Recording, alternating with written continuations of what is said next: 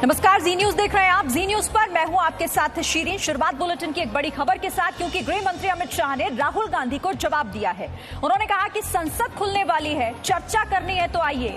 अमित शाह ने कहा कि 1962 से लेकर अब तक के हालात पर दो दो हाथ हो जाएं।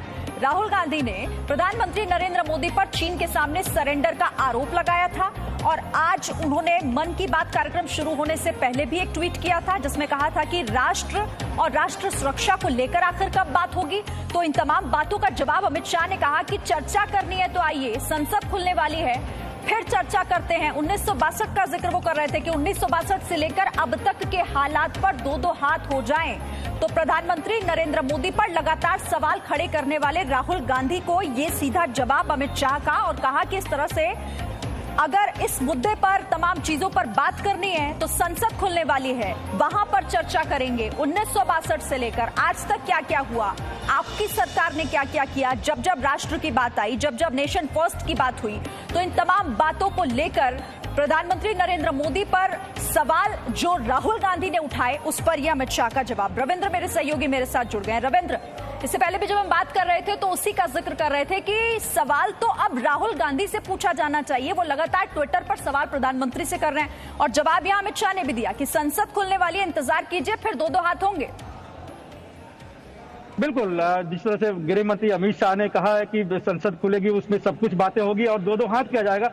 और सबसे बड़ी बात कि 1962 से बात होगी, यानी 1962 से बात होगी तो उसमें नेहरू गांधी परिवार का भी जिक्र होगा, नेहरू शासन का भी जिक्र होगा। कैसे लगभग 45,000 स्क्वायर किलोमीटर जमीन चीन के हाथों में सौंप दिया गया है एक तरह से, और उसके बाद उसको लेने के लिए किसी तरह की तैयारी नहीं। और जिस तरह से अभी राजीव गांधी फाउंडेशन को लेकर नए नए खुलासे हुए, खासकर गांधी परिवार और चीन के बीच में जो संबंध हुए हैं, चाहे वो 2008 का MOU हो या फिर चीन सरकार या एम्बेसी से जो पैसे मिले हैं, कई तरह की बातें हो रही है, इन सब पर चर्चा होगी। जाहिर तौर पर सरकार से ज्यादा सरकार अपनी तरफ से पूरी तैयारी है। जिस तरह से प्रधानमंत्री ने आज मन की बात में कही, गृह मंत्री अमित शाह जिस तरह से कह रहे हैं कि सीमा पर हर चीज हम भारत के पक्ष में देखना चाहते हैं और एक इंच जमीन भी कोई हमसे नहीं ले सकता है, तो इस तरह की बात जरूर प्रधानमंत्री और गृह मंत्री कर रहे हैं। लेकिन राहुल गांधी किस तरह के जवाब देंगे जब 1962 की बात होगी, 2008 की बात होगी, 2006 की बात होगी, जब CCS में सियाचिन देने की बात हो रही थी, सैन्य विहीन करने की बात हो रही थी। अगर उस समय के सेना प्रमुख JJ सिंह अगर उसमें हस्तक्षेप नहीं करते, उससे ठीक है, मैं आपको यहाँ पर रोकना चाहती हूँ, सीधे आप रुक कर लेते हैं गृह मंत्री अमित शाह। एक तरफ कोविड तो दूसरी तरफ चाइना की फौज लद्दाख में हमें तंग कर रही है, घुसने की कोशिश कर रही है।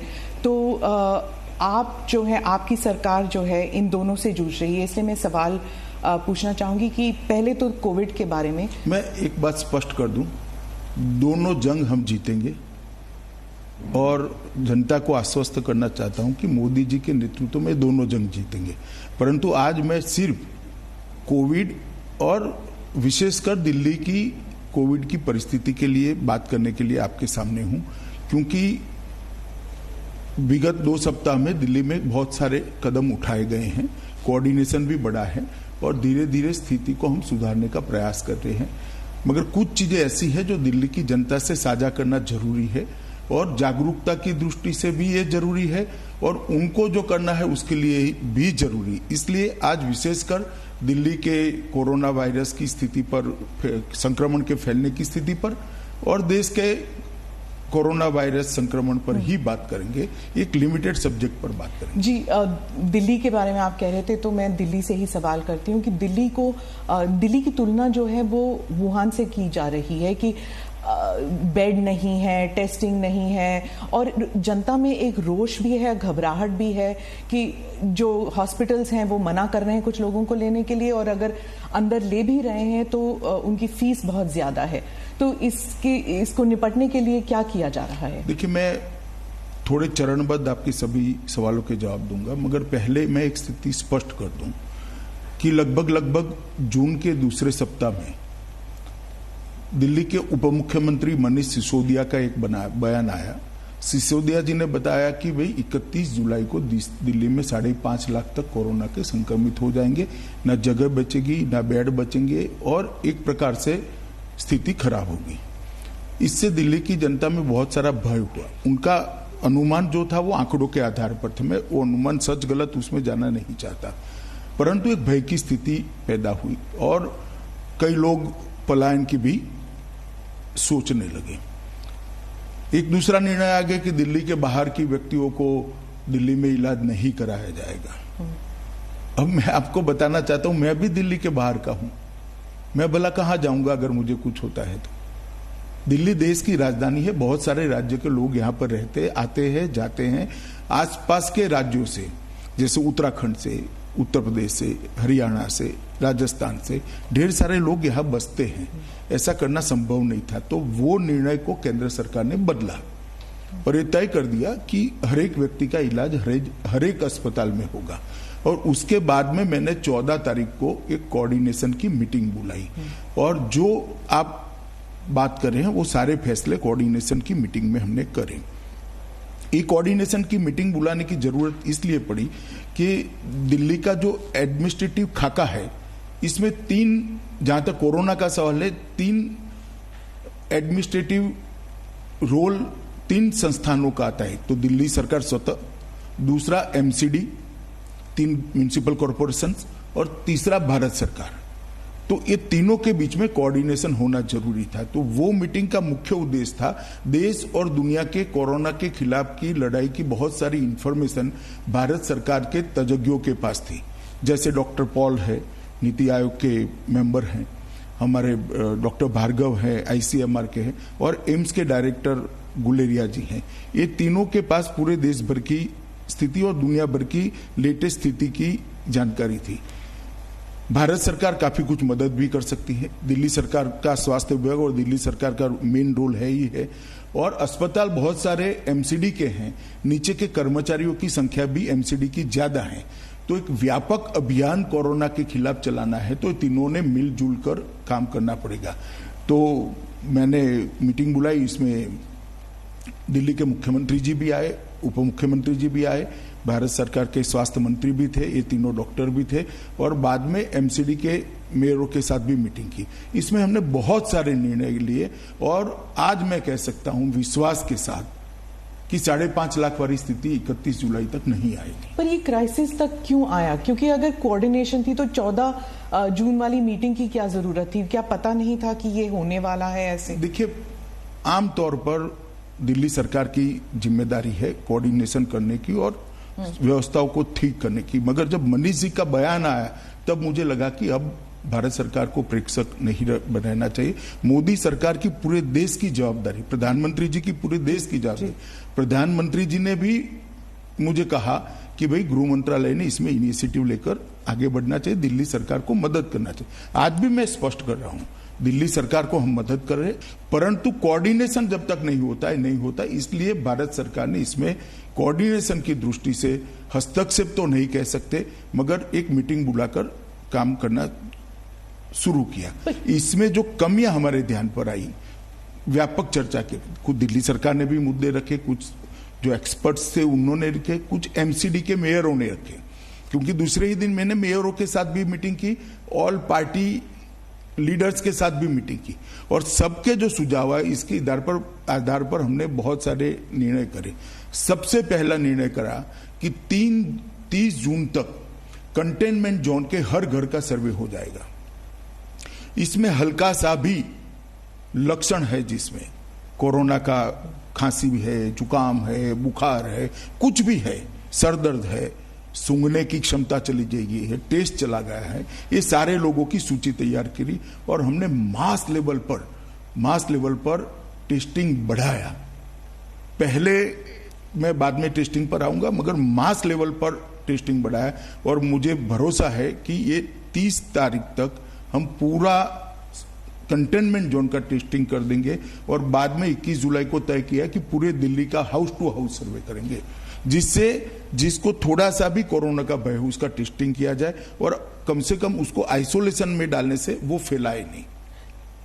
ताज्जुब तो इस बात की हो रही थी कि आप होम मिनिस्टर हैं, गृह मंत्री हैं, तो गृह मंत्री होने के नाते आपको हर स्टेट, हर राज्य को देखना है, गुजरात हो, महाराष्ट्र हो, लेकिन दिल्ली में ऐसी क्या केओस वाली सिचुएशन आ गई। और इंग्लिश में एक कहावत है, too many cooks spoil the broth, कि एक तरफ चीफ मिनिस्टर हैं, एक तरफ लेफ्टिनेंट गवर्नर हैं, उस पर आप भी आ गए हैं, तो इसमें तालमेल अब बढ़ा है। जरा भी कोई खींचातानी नहीं है, बिल्कुल आप मैं आपको आंकड़ों के आधार पर बता सकता हूं कि परिस्थिति कंट्रोल में। दिल्ली सरकार ने हमें कहा था कि भाई एम्बुलेंस बढ़ानी है, ऑक्सीजन सिलेंडर बनाने हैं, वेंटिलेटर बनाने।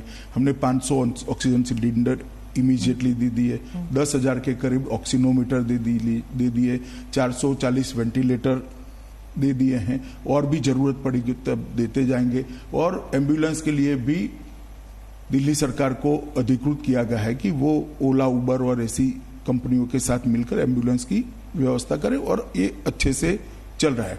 सबसे आपको ताजुब होगा, सबसे बड़ी खराब परिस्थिति डेड बॉडीज की थी। लगभग 400 से ज्यादा, 350 से ज्यादा डेड बॉडीज संस्कार बगैर के पड़े रहे थे। हमने तय किया था कि 2 दिन के अंदर सभी डेड बॉडीज का अंतिम संस्कार कर दिया जाएगा अपने अपने धर्म के हिसाब से, और आज एक भी डेड बॉडी पेंडिंग नहीं है। और जिनका दुर्भाग्य से मृत्यु होता है उसका हमने तुरंत ही उसी दिन शाम तक संस्कार हो जाए ऐसी व्यवस्था करी है और अच्छे से चल रही है। इसमें एमसीडी का बहुत बड़ा रोल है, दिल्ली सरकार का भी रोल है।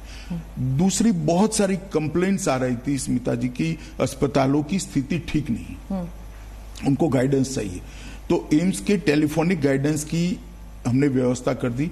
अस्पताल से कोई भी व्यक्ति वो डेडिकेटेड नंबर पर फोन करता है तो एम्स के विशेषज्ञ वहां उपस्थित होते हैं। वो पेशेंट की हालत को टेलीफोनिकली जानकर वो डॉक्टर जो दिल्ली सरकार के अस्पताल का है इसको गाइड करते हैं और तुरंत ही सर्वश्रेष्ठ इलाज की दिशा में उसको हम आगे बढ़ाते हैं। और 3 टीमों का गठन कर दिया जिसमें दिल्ली सरकार के भी डॉक्टर थे, भारत सरकार के भी एम्स के भी डॉक्टर थे और आईसीएमआर के भी विशेषज्ञ थे।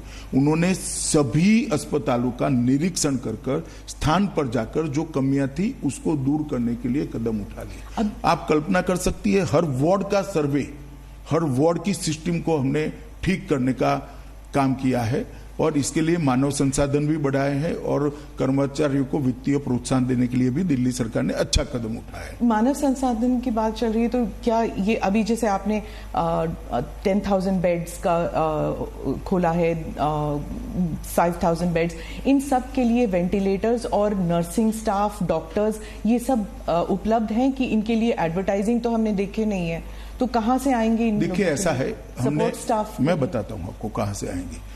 जो रिटायर्ड कर्मचारी थे उनकी पूरी लिस्ट बनाई गई है, एक कॉल सेंटर से उनका संपर्क किया गया है, उनको वापस लाने के लिए करा है और बहुत सारे रिटायर्ड कर्मचारियों को लाए हैं। पैरामिलिट्री फोर्सेस के मेडिकल टीमों को लगाया गया, जैसे अभी एक 10,000 बेड का जो कोविड सेंटर बन रहा है वहां पर पूरा आईटीबीपी लगा। 16,000 बेड रेलवे बना रही है, उसका पूरा सेना ने जिम्मा लिया है। ये सारी चीजें हमने मेडिकल सुविधाएं, मानव संसाधन बढ़ाने के लिए करी। कोऑर्डिनेशन की जब बात चल रही थी तब भी बार बार डिसीजंस चेंज होते हैं कि होम आइसोलेशन होगा कि नहीं होगा, कंपलसरी होगा कि नहीं होगा, दिल्ली गुड़गांव के बीच ट्रैफिक आने देंगे कि नहीं, दिल्ली नोएडा के बीच। एनसीआर का तो कॉन्सेप्ट खत्म ही सा हो गया है। ऐसा नहीं हुआ है। जहां तक कोविड का सवाल है, एनसीआर की भी मैंने मीटिंग की है, एनसीआर के सारे लोग आए थे, इनके साथ मीटिंग की है और अभी दिल्ली का जो मॉडल बना है, मैं दोनों मुख्यमंत्रियों से बात करने वाला हूं। अरविंद जी तो लुक में है ही है, उनको साथ में रखकर ही फैसला करते हैं, परंतु उत्तर प्रदेश और हरियाणा के मुख्यमंत्रियों से भी बात करूंगा और एनसीआर को पूरा संपूर्ण जानकारी अब तक इकट्ठा हो गई है, गृह मंत्रालय में और स्वास्थ्य मंत्रालय में आ गई। एक समन्वित रणनीति हम बनाएंगे एनसीआर के लिए, दोनों मुख्यमंत्रियों से बात कर और इसी तरह से टेस्टिंग बढ़ाना, अस्पतालों का गाइडलाइन तय करना, ये सारी चीजें एनसीआर में भी चली जाएगी।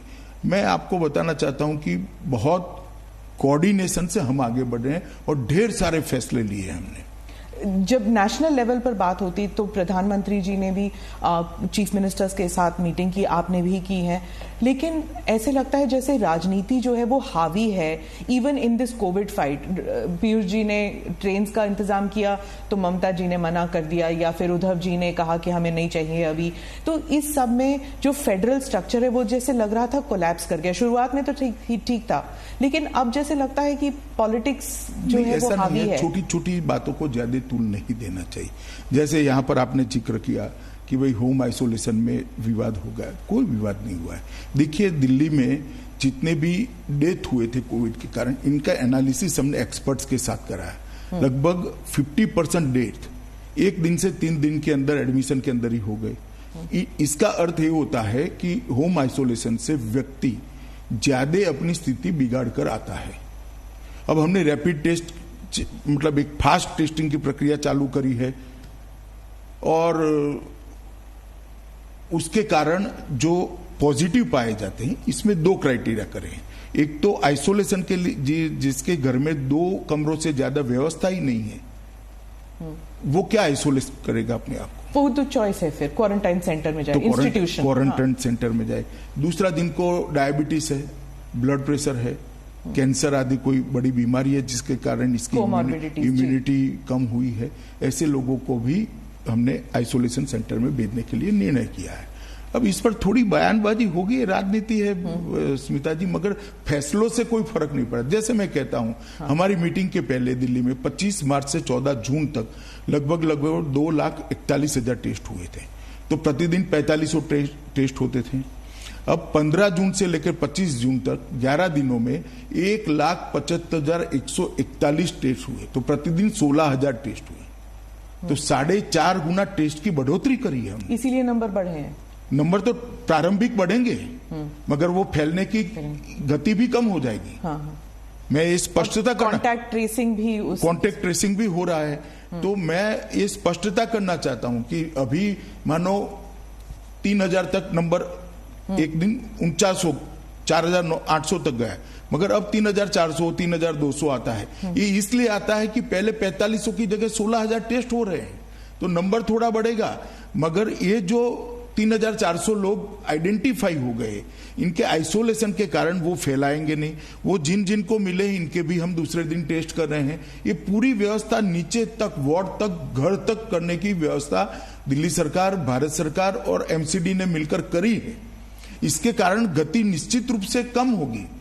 और ये छोटा मोटा इधर उधर चलता है। देखिए, राजनीति में सब लोग अपना अपना नहीं, पर हो रहा था ना, मतलब एक गृह मंत्री होने के नाते आपको हॉस्पिटल जाना पड़ा, मतलब एलएनजेपी हॉस्पिटल। ये it was like a shocking visual कि आप एलएनजेपी हॉस्पिटल, जहां पे इतने सारे कोविड पेशेंट्स थे, आप वहां पे चले गए। तो सिचुएशन ऐसा लगता है पैनिक से।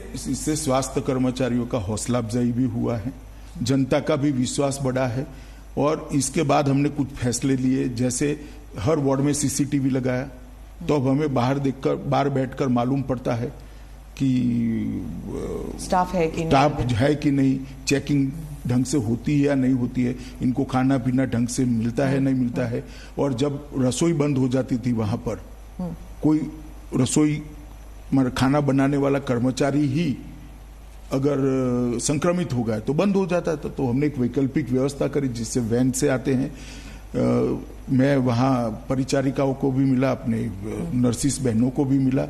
उनकी दिमागी मतलब लड़ रही है बहादुरी के साथ, फिर भी वो अपने आप को अकेला महसूस करती थी। तो साइको सोशल काउंसलिंग की भी शुरुआत हमने की। इसके कारण एक इनका भी हौसला बढ़ा है। डॉक्टरों के साथ बात करने से जमीनी दिक्कतें भी काम में आई। और ये सारों को, एम्स के डायरेक्टर भी मेरे साथ थे, आईसीएमआर के अध्यक्ष भी मेरे साथ थे। ये सब ने इसको अपनी टीमें जो विजिट में गई, ये सारी चीजें हर अस्पताल की चेक कर उसी मॉडल पर उसको सुधारने का हमने काम किया। एक बाहर बोर्ड लगा दिया गया, इलेक्ट्रॉनिक डिस्प्ले, और बेड का रियल टाइम स्टेटस हर घंटे वहां होता है, जिससे कोई मरीज को न बोल सके। इस प्रकार की काफी व्यवस्था करी। ये सब इंफॉर्मेशन जो है, ये देखिए, पहले होता था कि प्रेस कॉन्फ्रेंसेस होती थी, जीओएम्स होती थी, जीओएम के बाद मिनिस्टर्स जो थे वो बता देते थे ये सब इंफॉर्मेशन। पर अब वो प्रेस कॉन्फ्रेंस कम और लगभग ना के बराबर है। 2 हफ्ते में 2 या 3 सिर्फ इंफॉर्मेशन वेबसाइट पे डाला जाता है। जैसे आपने अभी बताया कि ये सब हो रहा है, ये सब इंफॉर्मेशन लोगों के पास नहीं था अभी तक। इसीलिए तो स्मिता जी मैं आपके सामने बैठा हूँ। सर, दिल्ली सरकार ने कहा है कि अनऑफिशियली कह रहे हैं कि कम्युनिटी ट्रांसमिशन दिल्ली में हो चुकी है, लेकिन ये जो है ये ऑफिशियली सिर्फ सेंट्रल गवर्नमेंट कह सकती है। तो क्या ये सही है कि दिल्ली में कम्युनिटी ट्रांसमिशन हो चुका है कोविड का? देखिए, मैं कुछ भी छिपाना नहीं चाहता, और छिपाने से आगे का रास्ता भी संकरा होता है, खुलता नहीं है। मैंने इसकी 3 सबसे सीनियर अफसरों से बात करी है, डॉक्टर पॉल, आईसीएमआर के अध्यक्ष डॉक्टर भार्गव और डॉक्टर गुडेरिया से। अभी यह स्थिति दिल्ली में नहीं आई है। ऐसी स्थिति इसलिए दिखाई देती थी क्योंकि करे हुए टेस्टों में 30% पॉजिटिव आते थे, मगर वो इसलिए आते थे कि आप अंतिम समय में ही टेस्ट में ले जाते थे। अब जब हम 20,000 टेस्ट करने लगे तो ये स्थिति नहीं है। आप मेरी बात समझ रही हैं? जी। और जरा भी, और से। मैंने इसकी टेक्निकल चर्चा भी की है और किसको कहा जाएगा ये भी चर्चा करिए। आज दिल्ली में ऐसी स्थिति नहीं है, घबराने की जरूरत नहीं है।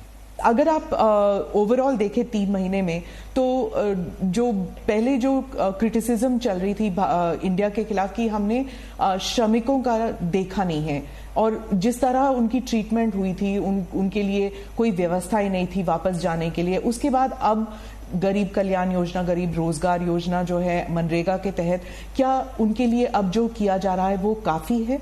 देखिए, मैं आपको एक बात बता देता हूं। इस समस्या में मुझे लगता है कि ढंग से सरकार के प्रयासों को मीडिया ने बताया नहीं है। जिस दिन से लॉकडाउन हुआ उसी दिन से मैंने भी और प्रधानमंत्री जी ने सभी मुख्यमंत्रियों से व्यक्तिगत बात करी थी कि श्रमिकों के लिए आप रहने की, खाने की व्यवस्था करिए, इंडस्ट्रीज बंद हो जाएगी। सभी राज्यों ने व्यवस्था की, लगभग 2.5 करोड़ लोगों के भोजन की व्यवस्था की गई। पैसे का सवाल आया, प्रधानमंत्री जी ने तुरंत निर्देश दिया, 11,000 करोड़ रुपया गृह मंत्रालय से एनडीआरएफ का अकाउंट में सभी राज्यों को प्रोरेटा ट्रांसफर कर दिया गया वहां के श्रमिकों की स्थिति को देखते हुए। उसके बाद जब जहां जाना था वो राज्यों में व्यवस्था ठीक हो गई, अस्पताल शुरू हो गए, ढंग से इसके लिए तैयार किए गए, क्वारंटाइन सेंटर बन गए। इसके बाद श्रमिक दिन के दिन ही, मजदूर दिन के दिन ही प्रधानमंत्री जी ने श्रमिक स्पेशल ट्रेन चलाने का फैसला दिया और लगभग 4,594 ट्रेन अब तक गई है। 63 लाख श्रमिक, 63 लाख श्रमिक जो दूर के विस्तार में है वो ट्रेनों के माध्यम से सफलतापूर्वक गए हैं। 42 लाख के आसपास श्रमिक आसपास के, जैसे गुजरात से राजस्थान है, महाराष्ट्र से गुजरात है, आंध्र से तेलंगाना है, केरल से तमिलनाडु है, इस प्रकार के श्रमिक जो थे, जो पड़ोसी राज्य के थे, वो बसों के माध्यम से पहुंचा गए। ये बात ठीक है कि कुछ दृश्य ऐसे हुए हैं जो हर व्यक्ति को दुख पहुंचाए, इसका हमें भी दुख है। धैर्य जब खो देता है व्यक्ति तो पैदल निकल गया। उसके लिए भी प्रधानमंत्री जी ने सभी मुख्यमंत्रियों को सूचना दी, मुझे भी सूचना दी। मैंने सभी मुख्यमंत्रियों से बात करी कि आप रोड पर एसटी बस चलाएं, उनको एक रेलवे स्टेशन पर ले जाए और रेलवे वहां से ले जाएगा। तो मैं मानता हूं लगभग सभी चीजों को मिलाकर 1 करोड़ 20 लाख लोगों को देश के एक कोने से दूसरे कोने में पहुंचाने का काम किया है।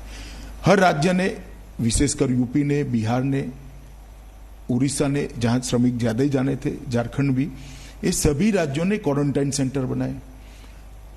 बस स्टेशन, रेलवे स्टेशन पर उतरने के बाद राज्य की एसटी बसों से उनको पहुंचाया गया क्वारंटाइन सेंटर में। क्वारंटाइन सेंटर में 14 दिन रखा गया। निकलने के बाद किसी राज्य ने 1,000 रुपया, किसी राज्य ने 2,000 रुपया उनको दिया है घर पहुंचने के नहीं, घर तो पहुंचाया बसों से, एक्स्ट्रा दिया है, एक किट दी है और खाने पीने का इंतजाम करा है। अब वो सारे श्रमिक अपने गांवों में अच्छे तरीके से सेट हुए। जहां तक रोजगारी का सवाल है, प्रधानमंत्री जी ने रोजगारी के लिए अभी ही एक स्कीम लॉन्च की है और कल यूपी में कार्यक्रम हुआ, उसके 2 दिन पहले बिहार में कार्यक्रम। उन लोगों को रोजगारी देने की प्रयास हो रहा है। मनरेगा के दिन भी बढ़ाए गए हैं, वेतन भी मनरेगा का बढ़ाया गया है और एक अस्थायी परिस्थिति है।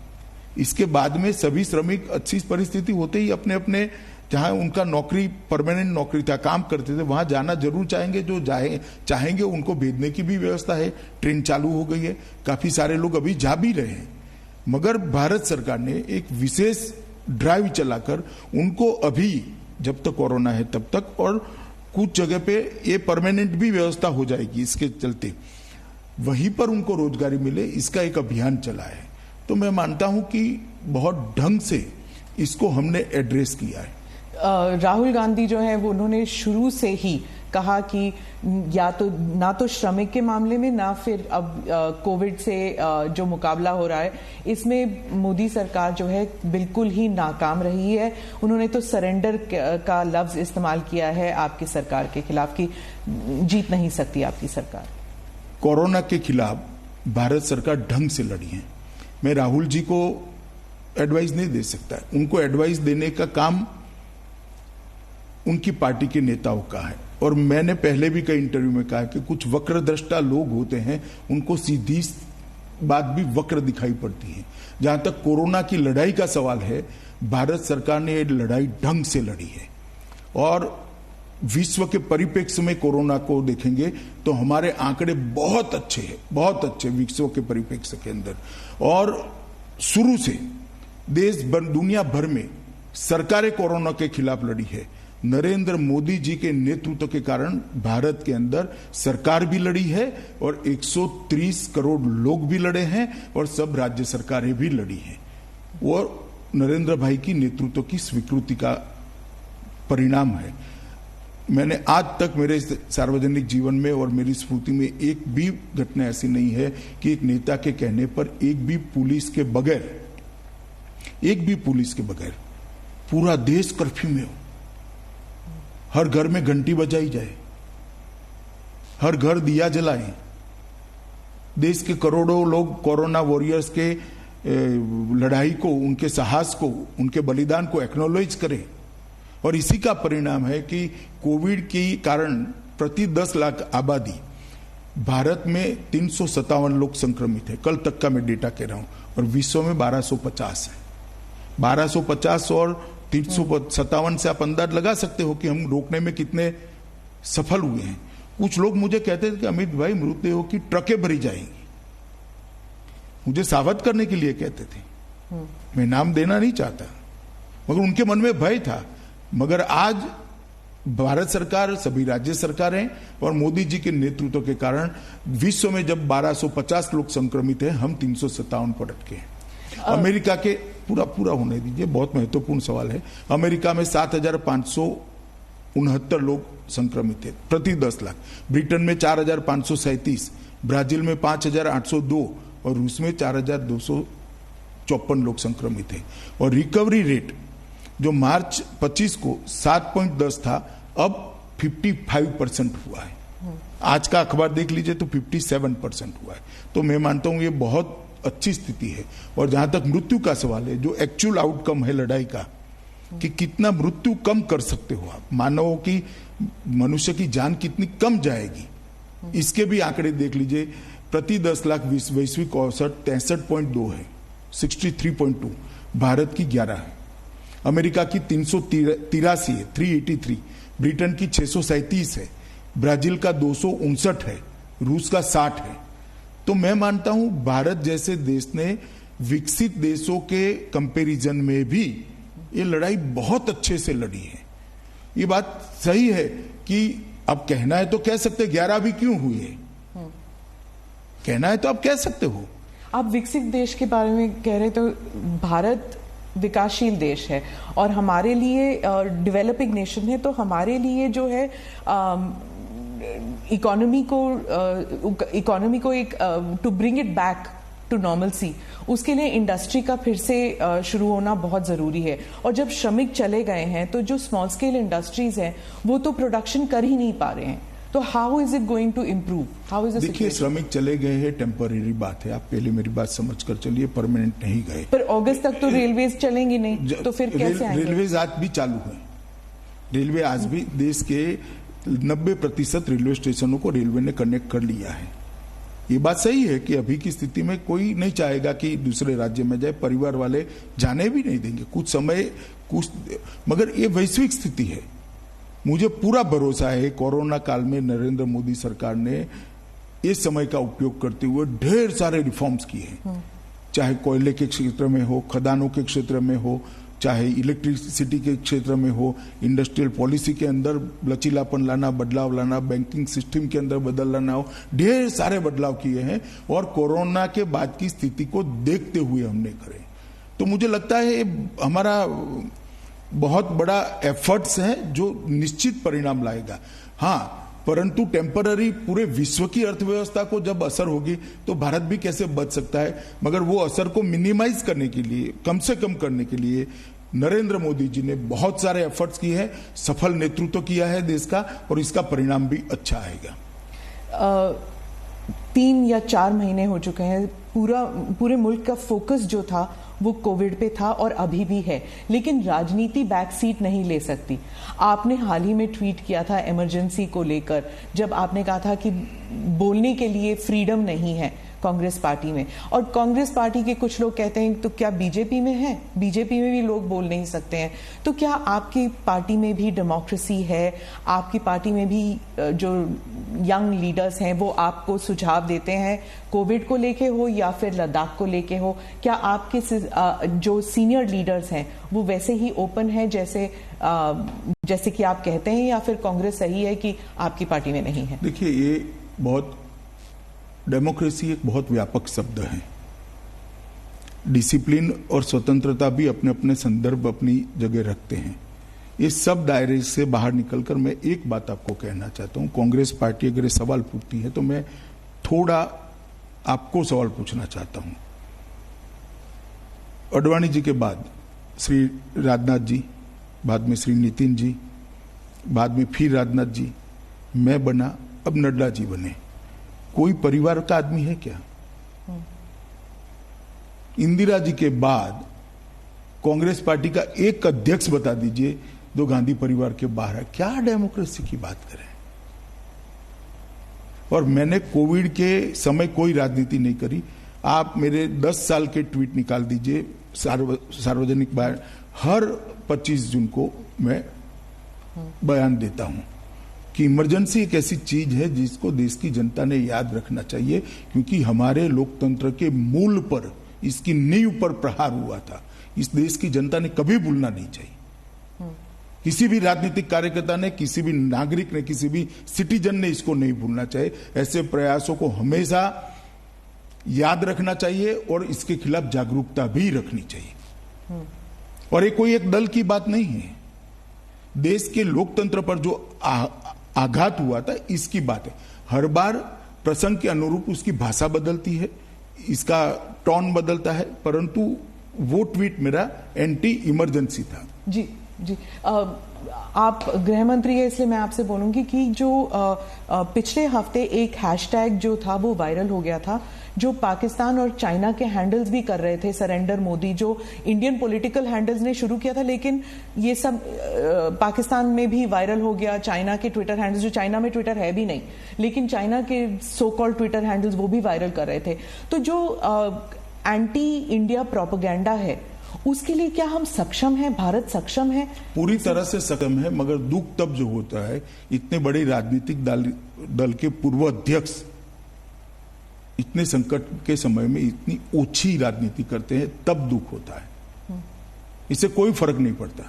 वो उनके लिए आत्मचिंतन का विषय है। इनके हैशटैग को पाकिस्तान और चीन आगे बढ़ा रहा है, मेरे लिए नहीं है। कांग्रेस पार्टी के लिए चिंता का विषय है कि इनके नेता के हैशटैग को पाकिस्तान और चीन बढ़ावा दे रहा है। आप ऐसी बात करते हो जो पाकिस्तान और चीन पसंद करता है, और ऐसे संकट के समय में जी पार्लियामेंट होनी है, चर्चा करनी है तो आइए करेंगे। 62 से लेकर आज तक 2-2 हाथ हो जाए, कोई नहीं डरता चर्चा से। मगर जब देश के जवान संघर्ष कर रहे हैं, सरकार एक स्टैंड लेकर ठोस कदम उठा रही है, उस वक्त पाकिस्तान और चीन को खुशी हो इस प्रकार के स्टेटमेंट देना किसी ने नहीं करना चाहिए। कभी मुझे लगता है हम अपने इंटरव्यू के दायरे से स्मिता जी बाहर जा रहे हैं। मैं थोड़ा आपके सामने, सोचा शायद आप भूल गए हो। नहीं, मैं नहीं भूला हूं। मैं ठीक से, मैं दिल्ली की जनता के लिए यहाँ पर आया हूं, दिल्ली की जनता को आगाह करने के लिए आया हूं। मैं सबसे पहले बताऊंगा कि बेड्स की स्थिति में कैसे परिवर्तन हुआ है। 14 जून को टोटल 9,937 बेड थे, आज 30,000 बेड की व्यवस्था हो चुकी है। तो अगर सपोज मेरे को कोविड हो तो क्या मैं अगर किसी भी हॉस्पिटल में जाऊं तो मुझे मना किया जाएगा कि पहले नेगेटिव सर्टिफिकेट ले आइए, या फिर आपके पास इंश्योरेंस है कि नहीं, ये सब पूछेंगे, या मुझे भर्ती कर दिया जाएगा? प्राइवेट अस्पतालों के विषय पर मैं बाद में आता हूं जी। किसी भी कोविड पेशेंट के लिए भारत सरकार, दिल्ली सरकार और म्युनिसिपल कॉरपोरेशन के कोविड के लिए जो रेखांकित किए हैं वो सारे अस्पताल उपलब्ध है, कोई सर्टिफिकेट नहीं मांगा जाएगा। कोविड पॉजिटिव का सर्टिफिकेट मांगा जाएगा, वो तो जरूरी है, क्योंकि आप अगर कोविड पॉजिटिव नहीं है और कोविड अस्पताल में जाओगे तो आपको भी कोविड लग सकता है। तो मैं जो बात कर रहा हूं कोविड बेड्स की बात करता हूं। 30 जून तक हमने 30,000 बेड बन जाएंगे। रेलवे कोचिस के अंदर 8,000 बेड बने और 8,000 की तैयारी है, मगर मैं अभी 8,000 ही गिन रहा हूं। DRDO एक एक्सक्लूसिव कोविड अस्पताल बना रही जिसमें 250 ICU बेड भी होंगे, विथ वेंटिलेटर होंगे, वो अलग से बने हैं। और 10,000 का ITBP संचालित राधा स्वामी सत्संग न्यास के बड़े कैंपस के अंदर बारिश की सीजन को ध्यान में रखकर हमने बेड बनाए हैं, इसको ITBP संचालित करने वाली। कुल मिलाकर 30,000 बेड है। तो अभी भी जो 9,937 दिल्ली सरकार ने पहले व्यवस्था करी वो भी पूरे भरे नहीं है। तो दिल्ली सरकार ने, ऐसा नहीं है कि व्यवस्था नहीं करी थी, उनके भी खाली ही थे, परंतु हमने आगे अगर स्थिति बिगड़ती है तो क्या होगा इसका एडवांस प्लानिंग किया। अब मैं आता हूं रेट पर। यह फरियाद दिल्ली के काफी लोगों की आती थी कि भाई प्राइवेट अस्पताल मनमाने रेट्स ले रहे हैं।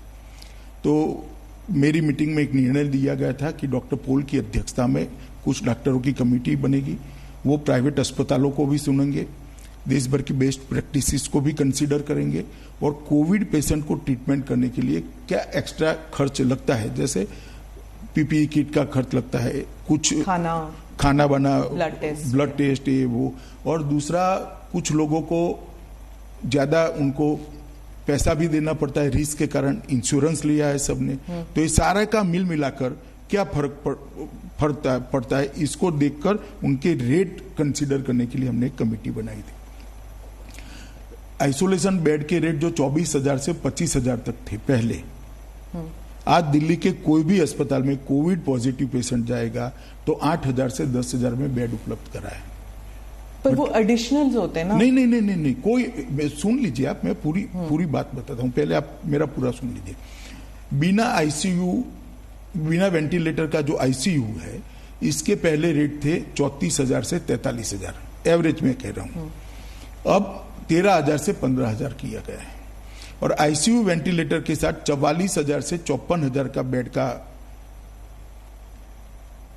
खर्च था, इसको 15,000 से 18,000 कर दिया गया है। एक इसके अंदर कोविड के जितने टेस्ट करेंगे इंक्लूड है, वेंटिलेटर पर रखेंगे इसका खर्चा इंक्लूड है, सारी दवाइयां इंक्लूड है, और अगर डायबिटीज है और आपको आगे की ट्रीटमेंट भी करनी पड़ती है तो ये भी सारा इंक्लूड है। ये पूर्णतः अपने आप में एक सील पैकेज है, आप समझ लीजिए। तो इसको हमने कम कराया है। आज दिल्ली के बहुत सारे अस्पतालों के अंदर, सब अस्पताल जो कोविड के लिए अपनी अपनी बताए हैं, वो सारे अस्पतालों के अंदर हमने ये व्यवस्था करी। तो एक तो 10,000 से बढ़ाकर हमने 30,000 बेड करे। रेट को हमने लगभग कई जगह 1/3 कर दिया, कई जगह आधा कर दिया है। तो ढेर सारी व्यवस्थाएं करी है, और 21 जून से फिर से इसका रिव्यू करा, 14 जून की मीटिंग के बाद। अब हम जो पूरा टेस्ट बढ़ा दिए, इसके जो नतीजे आए, इसके आधार पर 26 जून तक नए कंटेनमेंट जोन बनाने थे। कल शाम को कंटेनमेंट जोन 280 नए बना दिए हैं। तो कंटेनमेंट जोन को रीडिफाइन किया गया है, क्योंकि अब टेस्ट ज्यादा करने के बाद स्थिति अलग। पूरी दिल्ली हो जाएगी? पूरी दिल्ली नहीं हुई है, पूरी दिल्ली नहीं। आप इतने सारे केसेस होंगे तो फिर कंटेनमेंट। स्मिता जी, मैं आपको और दिल्ली वालों को आश्वस्त करना, इतने सारे कंटेनमेंट जोन बहुत छोटे छोटे बनाए हैं, परंतु पूरी दिल्ली नहीं होगी और इस पर जल्दी काबू कर लिया जाएगा। आरोग्य सेतु ऐप और इतिहास ऐप दोनों को इकट्ठा मिलाकर इसके बहुत अच्छे नतीजे आए हैं, जिससे लोग जान पाते हैं कि मेरे आसपास कोई कोविड पेशेंट आता है या नहीं आता है, और इसके बहुत अच्छे नतीजे हमने लिए हैं। और ये जो सारी चीजें थी, इसके साथ हमने एनजीओ को भी जोड़ा है। इन्होंने भी अपने आइसोलेशन सेंटर चालू किए हैं, और एनसीसी, एनएसएस और स्काउट और सामाजिक संस्थाओं को भी जोड़ने का काम किया। लगभग 6000 वॉलंटियर हमें तैयार मिल गए हैं। अब तक एक कंफ्यूजन था कि जिले की जिम्मेदारी किसकी। म्यूनिसिपल कॉर्पोरेशन अलग करता था, भारत सरकार। दिल्ली की यही प्रॉब्लम तो रही है हमेशा। नहीं, मगर ये मैंने 14 जून को तय कर दिया, परिपत्रित हो गया भारत सरकार की ओर से कि डिस्ट्रिक्ट मजिस्ट्रेट ऑफ दिल्ली, इसके तहत एमसीडी भी काम करेगी, भारत सरकार की टीमें भी काम करेगी, दिल्ली सरकार की टीमें भी। तो एक चेन ऑफ कमांड हमने तय किया दे, और जिला स्तर की निगरानी टीमों का गठन भी कर दिया गया। उनका 2 हिस्सों में 1200 लोगों का, 2400 लोगों का प्रशिक्षण एम्स और आईसीएमआर के द्वारा वीडियोग्राफी से। डीएम तो सेंट्रल में आ गया, तो उसका मतलब है कि दिल्ली गवर्नमेंट जो है अब वो कंप्लीटली सेंटर के अंडर काम कर रही है ना।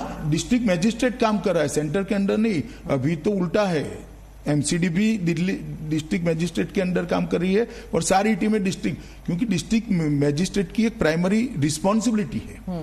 अभी कौन किसके अंडर काम कर रहा है, हम सब मोदी जी के अंडर काम कर रहे हैं, और केजरीवाल जी का भी हमें सहयोग है। मैं इसमें कोई वो छूटपूट बयान आएंगे यश लेने के लिए, आप इसको क्यों देख रही है। हाँ। और दूसरा एक हमने निर्णय किया सेरोलॉजिकल सर्वे शुरू करने का, वो भी कल से शुरू हो जाएगा। और आज से फिर से बाकी दिल्ली का घर घर जाकर सर्वे करने की हमने एक मुहिम शुरू की है, और कल शाम से ही शुरू किया। इसके अखबार में फोटो भी आए हैं, और मैं दिल्ली की जनता उसमें काफी सारी इंफॉर्मेशन जो है वो वॉलंटरी होगा कि अगर कोई फीवर टेस्ट करवाना चाहता है, रैपिड टेस्ट करवाना चाहता है। तो इतना पूछ रहे हैं कि आपके घर में किसी को फीवर खांसी आया है, नाम लिख लेते हैं, उनका टेस्ट करने की व्यवस्था करिए। दूसरे दिन उनको टेस्ट कराने ले जाते हैं और उनका टेस्ट करते हैं। पॉजिटिव आता है, माइल्ड लक्षण है, तो घर में अच्छी सुविधा है तो घर पे रखते हैं आइसोलेशन कर। अगर तो ये तो आपका फुल टाइम काम हो गया है। एक सेकंड सुनिए ना। अगर बुखार ज्यादा है, इसके साथ में कोई और बीमारी है, या तो घर छोटा है, तो उसको हम आइसोलेशन सेंटर में ले जाते हैं। और ये पूरी व्यवस्था एकदम सुचारू रूप से हो रही है। हर रोज शाम को मेरे टेबल पर एक रिपोर्ट आती है, मैं प्रधानमंत्री जी को रात पे फोन कर ब्रीफ करता हूं, और ये रिपोर्ट दिल्ली के वही तो मैं कह रही हूँ, ऐसे लग रहा है कि गृह मंत्री का सारा काम दिल्ली संभालना हो गया है। नहीं, दिल्ली संभाल नहीं रहा। मैं ऐसे गलत शब्द प्रयोग नहीं करने चाहिए। दिल्ली सरकार भी इसमें साथ में, एमसीडी भी साथ में।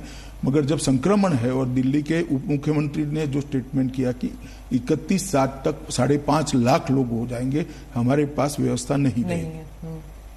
ऐसा उन्होंने सार्वजनिक, पैनिक सिचुएशन हो गया था, तो थोड़ा पैनिक हो गया। अब मुझे भरोसा है 31/7 को 5.5 लाख नहीं होंगे। हाँ। हम अच्छी स्थिति में होंगे, क्योंकि हमने कोरोना होने से पहले उसको रोकने के प्रयास पर जोर दिया है। टेस्ट बढ़ाए हैं, कॉन्टेक्ट ट्रेसिंग चालू की है।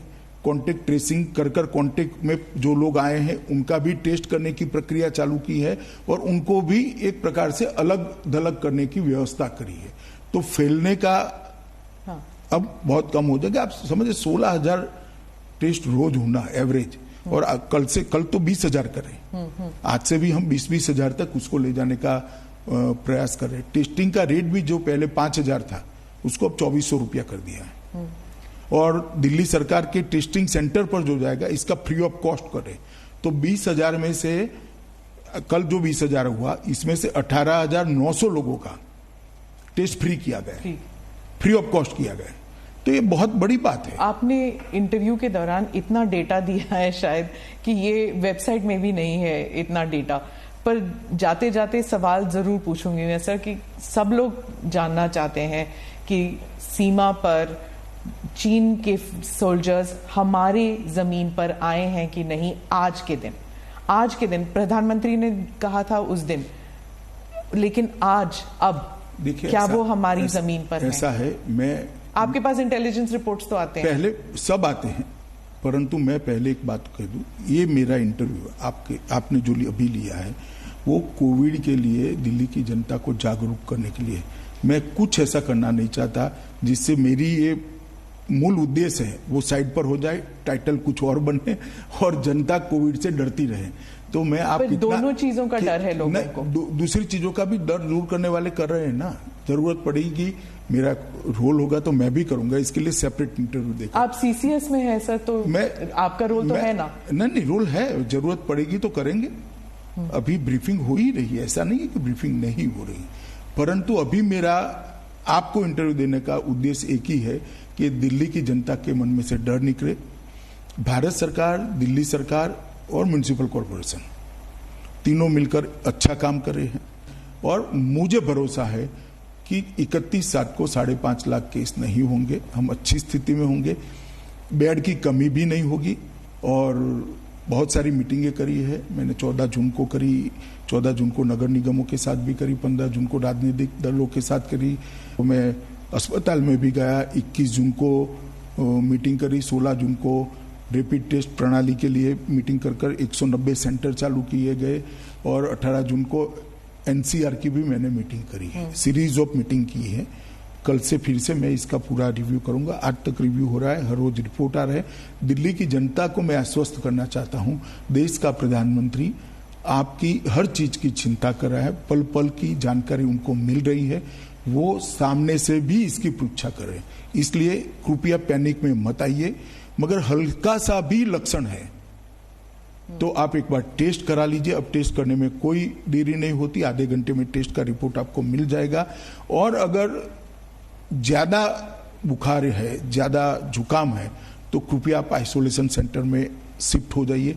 आपका घर छोटा है जिसमें आइसोलेट नहीं हो सकते, तो भी मैं विनंती करना चाहता हूं दिल्ली वासियों को कि आपके परिवारजनों की सुरक्षा के लिए आप आइसोलेशन सेंटर में शिफ्ट हो जाइए। इससे ही कोरोना को रोक सकते हैं। और जब आपका पॉजिटिव आए, स्वास्थ्य कर्मचारियों को विगत 5 दिनों में आप किन किन को मिले हैं, सारे लोगों का सूची भी दे दीजिए, जिससे वो लोग उनका कांटेक्ट कर इनका भी टेस्ट कर लें। अगर इतना करेंगे तो हम दिल्ली को सफलतापूर्वक बाहर निकाल पाएंगे। और मुझे भरोसा है कि अब हमने जिनको ज्यादा बुखार है, कुछ ज्यादा लक्षण है, उनको आइसोलेट करने का और अस्पताल में ले जाने की नीति करी है। उनको होम आइसोलेशन में नहीं रखते हैं, इसलिए मृत्यु की दर भी कम होगी, क्योंकि वो प्रॉपर ट्रीटमेंट के तहत, प्रॉपर मेडिकल ऑब्जर्वेशन के तहत होंगे। पहले जो 2 दिन में ही मृत्यु हो जाती थी, मुझे लगता है इसमें भी हम सुधार कर पाएंगे। और अंतिम संस्कार हो या किसी भी चीज को छोड़े बगैर पूरी स्थिति को रिव्यू किया गया है और प्रधानमंत्री जी के बहुत स्पष्ट निर्देश हैं कि दिल्ली को इस संकट से बाहर निकालना है। और मुझे भरोसा है दिल्ली सरकार, म्युनिसिपल कॉरपोरेशन, हम सब मिलकर दिल्ली को बाहर निकालेंगे। कोई टाइम फ्रेम रखा है कि? टाइम फ्रेम इसका नहीं हो सकता, मगर आप कुछ ही दिनों में इतना देखेंगी कि बढ़ता हुआ कम हुआ है जी। अगर 5.5 लाख होना है तो आज 2.5 लाख होना चाहिए था। मगर हम अच्छी स्थिति में हैं और धीरे धीरे कंट्रोल में आएगा। एक सभी कांटेक्ट में आए हुए लोगों का टेस्टिंग होने के बाद भी एक एग्जैक्ट डिजाइन हमारे सामने, एक एग्जैक्ट जिसको कंप्लीट पिक्चर कहते हैं, वो हमारे सामने आ पाएगा। मैंने कभी नहीं सोचा था सर कि एक इंटरव्यू करूंगी जहां पर आप पॉलिटिक्स के बारे में ज्यादा नहीं बात करेंगे। ज्यादा नहीं, जरा भी नहीं करेंगे। धन्यवाद। तो गृह मंत्री अमित शाह को आप सुन रहे थे। देश को ये बड़ी जानकारी देने वाला इंटरव्यू, जिन्होंने कोविड-19 को लेकर बहुत सारे सवालों पर, मौजूदा हालात से लेकर आने वाले कदमों तक पर उन्होंने बात की। लेकिन बहुत जरूरी बात, राहुल गांधी को जवाब भी उन्होंने इस बीच दिया और कहा कि संसद खुलने वाली है, आइए चर्चा करते हैं, हो जाए दो हाथ। और इसी पर हम चर्चा भी करेंगे। मेरे साथ शहजाद पूनावाला भी जुड़े हुए हैं और साथ ही मेजर जनरल रिटायर्ड AK सिवात सर भी मेरे साथ है। एक छोटा सा ब्रेक ले रहे हैं, ब्रेक के उस पार ये बड़ी चर्चा।